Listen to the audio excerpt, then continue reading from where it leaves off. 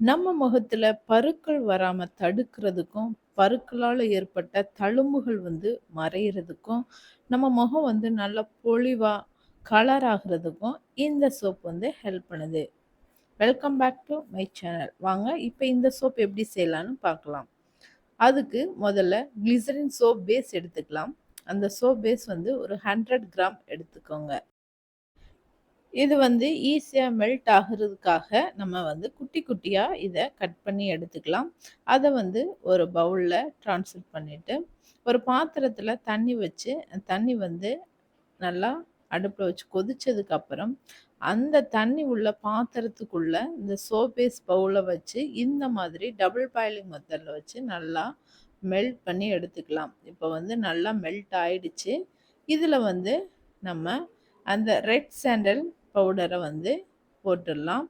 அது கூட vitamin E capsule add பண்ணிக்கலாம். அது கூட ஃப்ராக்ரன்ஸ் ஆயில் மிக்ஸ் பண்ணிக்கலாம்.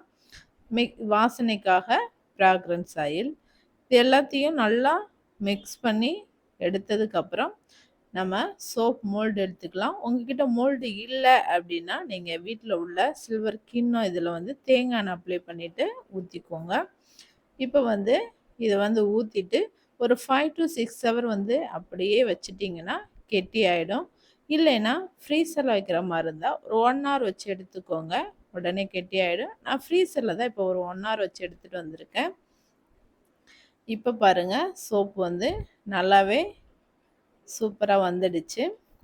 இந்த சோப் நம்ம ஸ்கின்னில் உள்ள இறந்த செல்கள் நீங்கிறதுக்கு ஹெல்ப் பண்ணுது. அது மட்டும் இல்லாமல் ஆயில் ஸ்கின் உள்ளவங்க இந்த சோப் தாராளமாக யூஸ் பண்ணலாம். நம்ம முகத்தில் உள்ள முதுமை தோற்றத்தை தடுக்கிறதுக்கும் இந்த சோப் ஹெல்ப் பண்ணுது. நீங்களும் ரெடி பண்ணி யூஸ் பண்ணி பாருங்கள். இந்த வீடியோ உங்களுக்கு பிடிச்சிருந்தா லைக் பண்ணுங்கள், கமெண்ட் பண்ணுங்கள், ஷேர் பண்ணுங்கள். மறக்காமல் சப்ஸ்கிரைப் பண்ணாதவங்க சப்ஸ்கிரைப் பண்ணிக்கோங்க. தேங்க்யூ ஃபார் வாட்சிங்.